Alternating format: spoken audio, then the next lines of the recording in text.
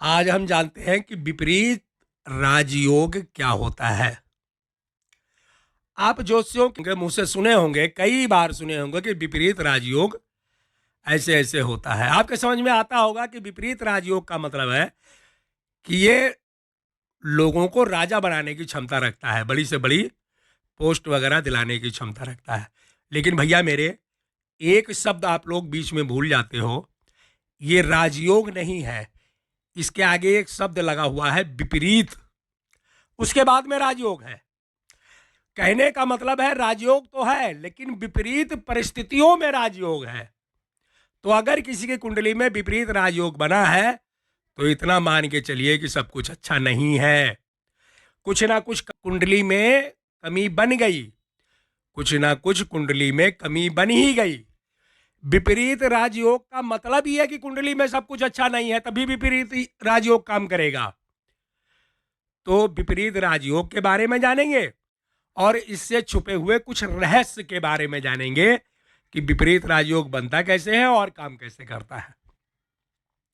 संक्षेप में अगर आपको बताएं तो विपरीत राजयोग को ज्योतिषी लोग जो मानते हैं, जनरल भाषा में, आसान भाषा में आपको समझाएं तो कोई भी लगन की कुंडली है, उसके जो छठवें घर का जो मालिक है, यानी 6 हाउस में जो राशि लिखी हुई है, 8वां घर का मालिक जो 8वें घर में जो राशि लिखी हुई है, और 12th हाउस का यानी 12वें घर का मालिक 12वें घर में जो राशि लिखी हुई है उसके मालिक, यानी 6, 8 और 12, ये तीनों घर जो है एक प्रकार से दुष्परिणाम देने वाले हाउसेज माने गए हैं, दुष्परिणाम देने वाले घर माने गए हैं।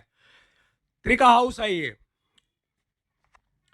तो इन घरों के जो स्वामी हैं, अगर वो 6, 8, 12 में ही विराजमान हो जाए, यानी उनकी प्लेसमेंट 6, 8 और 12 में ही हो जाए, तो विपरीत राजयोग की पहली श्रेणी में आ जाता है, यानी इसको विपरीत राजयोग मान लिया जाएगा। लेकिन इसके साथ एक कंडीशन है, वो कंडीशन भी आपको बताएंगे।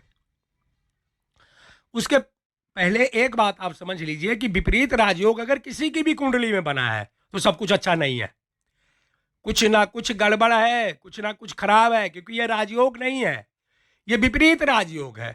विपरीत राजयोग का मतलब ही यही हुआ कि आपकी कुंडली में कुछ ना कुछ गड़बड़ है और आपको सरवाइव करना पड़ेगा, एक आध बार संघर्ष का सामना करना पड़ेगा। जब आप संघर्ष का सामना कर रहे हो, सरवाइव कर रहे हो, उस समय ये विपरीत राजयोग काम करेगा। केवल राजयोग पे ध्यान मत दीजिए, इसके आगे वाला शब्द जो है विपरीत, इसमें भी ध्यान दीजिए। आप जब गहन अध्ययन करोगे, रिसर्च करोगे, तब आपको पता चलेगा कि विपरीत राजयोग वाले की कुंडली तो अच्छी है, लेकिन उसने जीवन में सरवाइव किया है, एक आध बार संघर्ष जरूर किया है, किसी ना किसी प्रॉब्लम को झेला है, उसने परेशानी झेला है, तभी तो विपरीत राजयोग काम करेगा, अदरवाइज राजयोग होता। अब यहां पे आपके समझ में आ गया, 6, 8, 12 का जो मालिक है, 6, 8, 12 का जो मालिक है, कुंडली है, जन्म लगन की कुंडली है, उसमें 6, 8, 12 का मालिक कहीं भी 6, 8, 12 में बैठ जाए तो विपरीत राजयोग की पहली श्रेणी में हो जाएगा। वो कंडीशन अलग बात है, उसको मैं बताता हूं। अब आपके दिमाग में एक बात स्पष्ट हो जानी चाहिए कि सब कुछ अच्छा नहीं है। विपरीत राजयोग बन गया, लेकिन इस कुंडली में एक दोष का निर्माण भी हो गया। क्यों? क्योंकि विपरीत राजयोग तभी काम करेगा जब वो संघर्ष के लेवल पे होगा, कोई परेशानी में होगा, तभी तो ये विपरीत राजयोग काम करेगा। तो इसके मतलब है कुंडली में एक दोष का निर्माण हो गया ऑलरेडी। वो विपरीत राजयोग बाद में अच्छा फल देगा, लेकिन पहले परेशानी आ गई, उस बात को आपको दिमाग में रखना है। दूसरी बात यह है भैया कि विपरीत राजयोग जब भी बनेगा, अगर ठीक से विपरीत राजयोग बना है तो एक राजयोग भी ऑटोमेटिक बन जाएगा कुंडली में। जब आप ज्योतिषी की प्रोडक्शन करोगे या कोई किसी से इसकी जानकारी लोगे तो बहुत कम लोग ये बात बताएंगे आपको। विपरीत राजयोग जब बनेगा तो आप ध्यान से देखिएगा, कुंडली में एक राजयोग भी बन जाएगा, कोई ना कोई राजयोग जरूर होगा, तभी विपरीत राजयोग बनता है। तो आपको ये इतना समझ में आ गया कि 6, 8 और 12 यानी लगन कुंडली के छठवें घर के, 8वें घर के और 12वें घर के जो मालिक बने हैं, उनके मालिक अगर 6, 8, 12 में ही विराजमान हो जाए तो विपरीत राजयोग का निर्माण हो जाएगा। लेकिन इसके साथ एक शर्त है, कंडीशन है। एग्जाम्पल के लिए आइए आपके सामने एक कोई भी कुंडली ले लेते हैं, चलो कन्या लगन की कुंडली आपके सामने ले लिए। इस कुंडली में समझाने में ज़्यादा मजा आएगा, बाकी में तो आसानी से आपके समझ में आ जाएगा। आप इस कुंडली में समझिए, कन्या लगन की कुंडली है। 6 हाउस का जो लॉर्डशिप मिला है वो सैटर्न को मिला है, क्योंकि यहाँ 11 नंबर लिखा हुआ है। 11 नंबर मतलब कुंभ राशि। इसके मालिक कौन हुए? शनिदेव। शनिदेव 6, 8, 12 कहीं भी बैठ जाएंगे तो विपरीत राजयोग का निर्माण हो जाएगा। 8वें घर का मालिक कौन है भैया? यहाँ 1 नंबर लिखा हुआ है, मंगल देव है। मंगल 6, 8, 12 कहीं भी बैठेंगे तो भी विपरीत राजयोग हो जाएगा। 12वें घर के मालिक सूर्य है। सूर्य अगर 6, 8, 12 कहीं भी विराजमान होंगे तो भी विपरीत राजयोग की श्रेणी में रखा जाएगा। ये तो आपके समझ में आ गया कि 6, 8, 12 का मालिक अगर 6, 8, 12 में बैठ जाएगा तो फिर विपरीत राजयोग की श्रेणी में आ जाएगा। ये कुंडली आ जाएगी उस श्रेणी में, इसमें विपरीत राजयोग माना जाएगा। लेकिन एक दोष का निर्माण भी हो जाता है और एक आध राजयोग ऑटोमेटिक अपने आप ही बना रहता है। चलो ये कन्या लगन की कुंडली है। 6वें घर का मालिक मान लीजिए शनिदेव। एग्जाम्पल के लिए आपको समझा रहे हैं कि 8वें घर में बैठ गए तो ये विपरीत राजयोग की श्रेणी में आ गया। इसको आप देख करके समझ सकते हो कि 6वें घर का लॉर्ड जो है शनिदेव, 11 नंबर कुंभ राशि लिखी हुई है, वो मालिक है इसके, और वो 8वें घर में विराजमान हो गए तो विपरीत राजयोग हो गया। लेकिन विपरीत राजयोग होने के साथ साथ आप एक बात देखिए कि शनि यहां नीच के हो गए। अब शनि नीच के हो गए तो शनि का रिजल्ट यहां थोड़ा सा स्लोली हो जाएगा। निगेटिव हो जाएगा ऐसा तो नहीं कहा जा सकता, लेकिन स्लोली हो जाएगा, धीरे धीरे रिजल्ट मिलेगा। 8वें घर में शनिदेव विराजमान है, इसके मतलब अपने हेडक्वार्टर में है। शनिदेव का इस घर का कारक माना गया है। भले ही यहाँ पे 1 नंबर लिखा हुआ है, मंगलदेव इस घर के मालिक हैं। 8वें घर के मालिक कौन है? मंगलदेव है। लेकिन 8वें घर की काल पुरुष की कुंडली में मतलब कोई भी राशि ना लिखी हो तो 8वें घर का जो कारकत्व है वो शनिदेव को माना गया है। शनिदेव का घर होता है 8वां घर। ये एक प्रकार से शनिदेव का हेडक्वार्टर है। तो जब शनिदेव अपने ही कारक हाउस में 8वें घर में विराजमान हो जाएंगे तो वो सुस्त कर देंगे। जातक जो है वो एक प्रकार से आलसी हो जाएगा, सुस्त हो जाएगा। कमर के नीचे का जो हिस्सा है, 8वां घर जो होता है वो कमर के नीचे का हिस्सा है। कमर के नीचे जो है उसमें कोई ना कोई प्रॉब्लम ऑटोमेटिक हो जाएगी। बचपना में, जवानी में टांग दर्द होता रहेगा। कमर के नीचे गुप्तांगों में चोट चपेट लगने का खतरा बना रहेगा, क्योंकि शनिदेव पापी ग्रह है और पाप घर में बैठ गए हैं। तो विपरीत राजयोग होते हुए भी यहाँ पे टांगों में कोई ना कोई प्रॉब्लम आती रहेगी, दर्द होता रहेगा, गुप्तांग में चोट लगती रहेगी। और शनिदेव 8वें घर में बैठ के कहीं ना कहीं अगर पुरुष जातक है तो उसमें जो है इंपॉर्टेंस यानी नपुंसक योग का भी निर्माण करेंगे।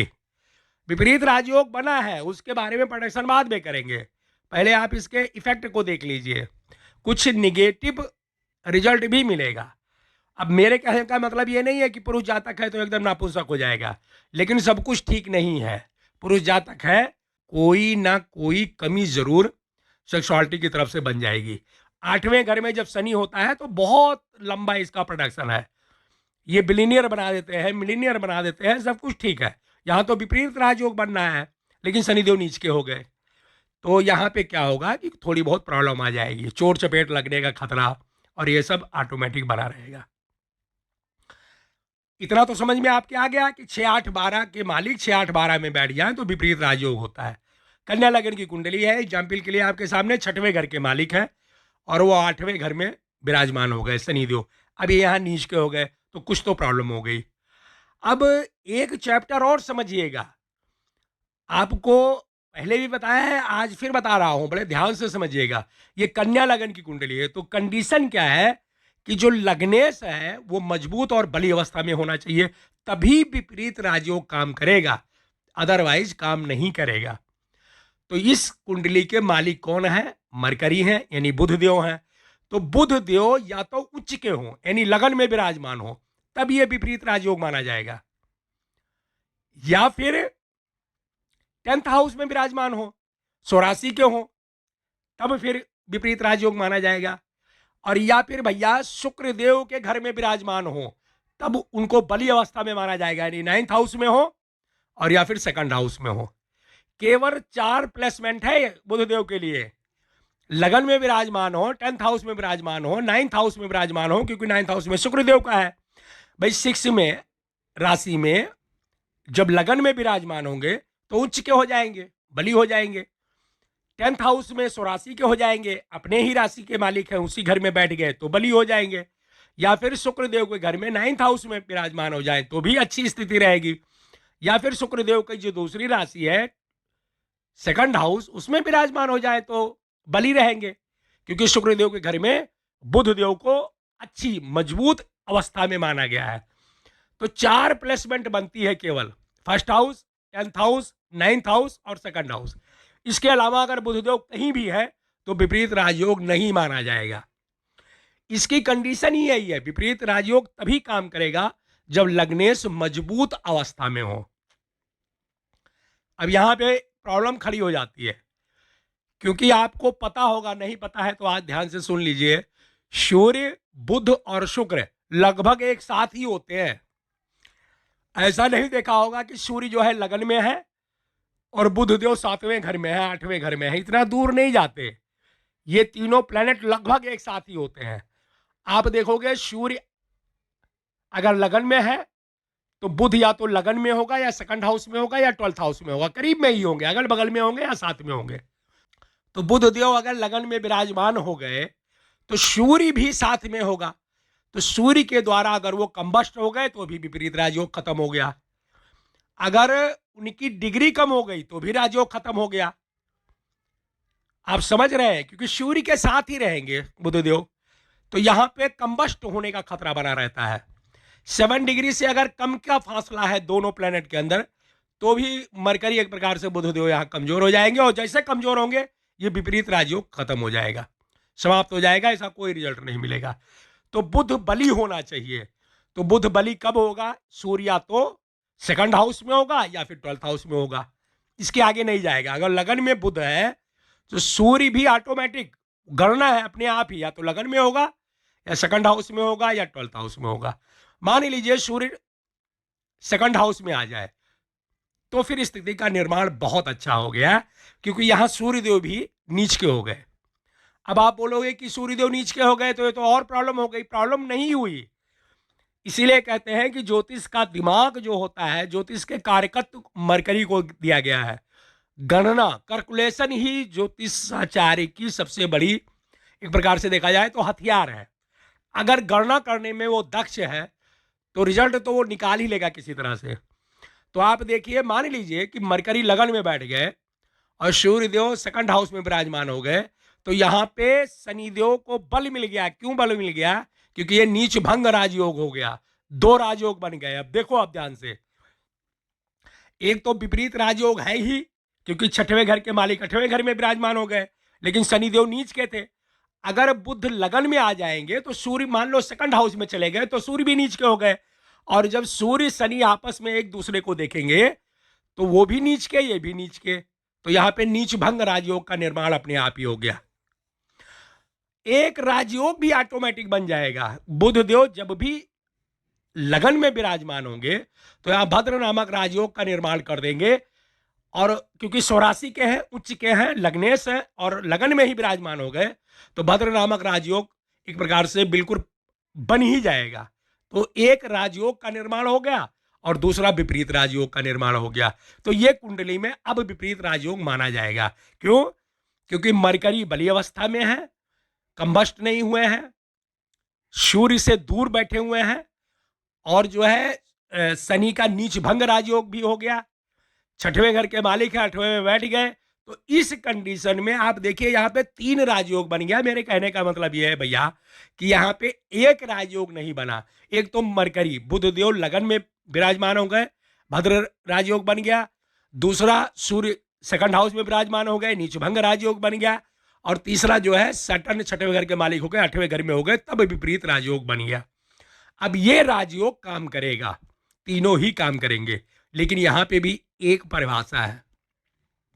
इतना सब होने के बावजूद भी इस कुंडली में दोष ऑटोमेटिक निर्माण हो गया, मतलब दोष वाली कुंडली बन गई। क्योंकि विपरीत राजयोग का मतलब है कि जीवन के किसी ना किसी मोड़ पे एक बार संघर्ष जरूर करेगा। संघर्ष करते समय जब उसको लगेगा कि सब कुछ मेरे हाथ से बाहर चला गया, आउट ऑफ हैंड हो गया, मैं कैसे कंट्रोल करूं, क्या करूं, जब ये सोचने लगेगा तब ये विपरीत राजयोग एक्टिव होगा। जो बंदा अभी तक सामान्य जिंदगी जी रहा था, भैया वो फर्श से अर्श पे चला जाएगा। सीधा शनिदेव यहाँ पे विपरीत राजयोग के द्वारा उसको एकदम बिल्कुल परचम लहरा देगा वो। लेकिन परचम बाद में लहराएगा, पहले तो एक प्रकार से सरवाइव करेगा ना, संघर्ष का सामना करेगा। तो कहने का मतलब है विपरीत राजयोग जब भी कुंडली में बने तो आपको समझ जाना है कि ये तभी काम करेगा जब सारी चीजें आपके आउट ऑफ हैंड जा रही हैं, यानी आप संघर्ष कर रहे हो, सारे रास्ते बंद हो चुके हैं, प्रॉब्लम जो है, परेशानी जो है बिल्कुल सर पे खड़ी हुई है आपके, कोई भी रास्ता आपको नहीं सूझ रहा है, सारे रास्ते बंद हैं, तब ये विपरीत राजयोग काम करेगा। मतलब जब एकदम आपने हथियार डाल दिया कि अब क्या करें, कैसे करें, कुछ समझ में नहीं आ रहा है, तब ये एक प्रकार से यहाँ पे शनिदेव एक्टिव होंगे और सारे सिचुएशन से आपको बाहर निकाल के एकदम बिल्कुल एकदम फर्श से अर्श पे पहुंचाने की क्षमता रखते हैं। अगर कोई बंदा सामान्य जिंदगी जी रहा है, बिल्कुल नॉर्मल जिंदगी जी रहा है और हताश है, निराश है, परेशान है, उस समय ये शनिदेव विपरीत राजयोग का फल देंगे, यानी रिजल्ट देंगे, और अचानक से घटनाक्रम को बदलते हुए, सारी परेशानियों से निजात दिलाते हुए और उसको प्रशस्त मार्ग पे एकदम अग्रसर कर देंगे। और कुछ ही दिन में आप देखोगे कि वो बंदा जो अभी तक एक मीडियम क्लास में जी रहा था, वो अपर श्रेणी में चला गया। जो अभी तक पैसे पैसे के लिए मोहताज था, वो लाखों करोड़ों में खेलने लग गया। ये होता है विपरीत राजयोग। लेकिन इसको ज्योतिषी विपरीत राजयोग को अच्छा भी मानते हैं, और कुछ विद्वान एस्ट्रोलॉजर इसको अच्छे के साथ साथ थोड़ा सा ये मानते हैं कि भैया विपरीत राजयोग तो काम ही तभी करेगा जब सारी कुछ चीजें आपके आउट ऑफ हैंड हो जाएंगी। तो कहने का मतलब संघर्ष का सामना जरूर करना पड़ेगा अगर किसी की कुंडली में विपरीत राजयोग बना है तो।